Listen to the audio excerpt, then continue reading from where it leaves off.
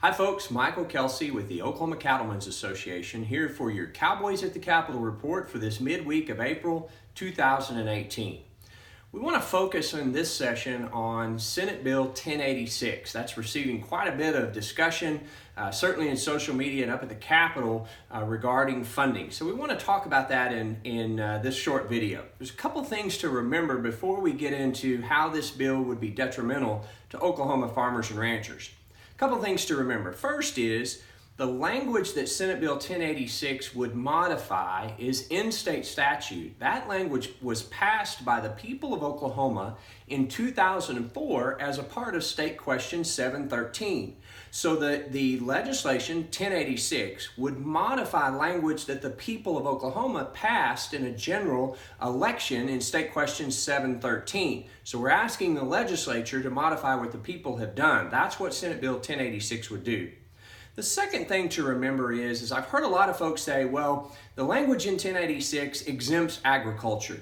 And that's just not true. There's no language there that distinguishes agriculture in terms of capital gains from any other capital gains. And I've also heard that, well, we can just put an amendment in it and keep agriculture out of it.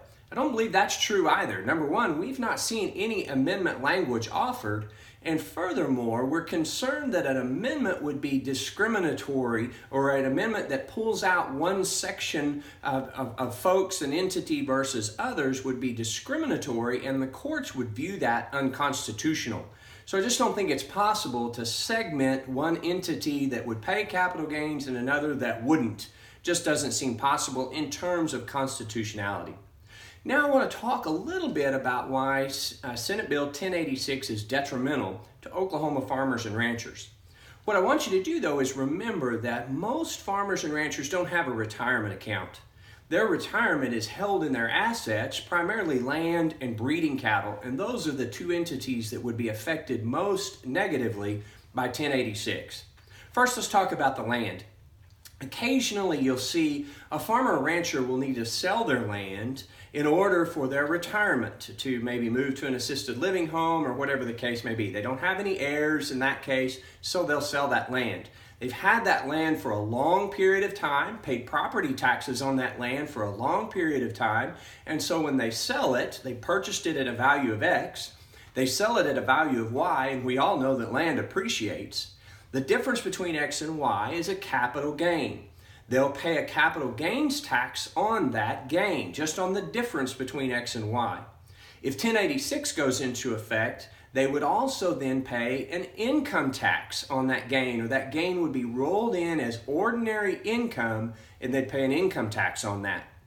Breeding cattle is a little bit different, maybe a little more complicated, but the gist of it is this. When those types of gains happen that are under these qualified capital gains as in the state language, maybe a rancher buys some breeding heifers at value X, keeps them for a while and sells them at value Y, and if that value is increased, and that happens occasionally, that's a gain, or the difference between X and Y. They would pay a capital gain on that. If they've held that for more than 5 years, if 1086 goes into effect, they would then also pay that income tax, or that gain would be viewed as ordinary income. They would pay the income tax. Now remember, those cows have been producing calves, and those calves have been viewed as income by the farmer and rancher, and they paid income tax on those calves.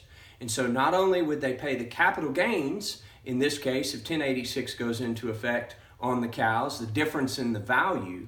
They've paid income tax on those cows from the calves they've generated. 1086 goes into effect, they'll pay an income tax on the gain of those cows when they sold them. And remember, most farmers and ranchers don't have a retirement.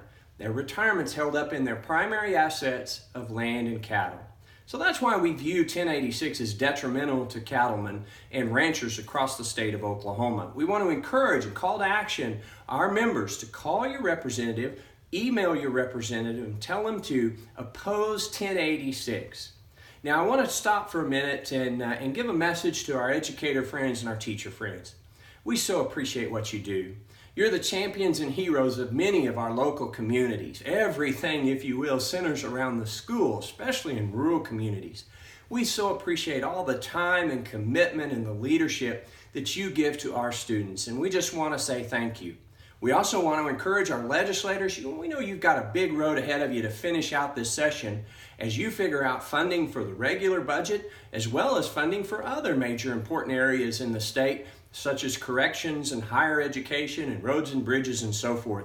And so we want to wish you well as well. The final message I'll give you is this: beef. It's what's for dinner. Thanks, folks, for enjoying this video today.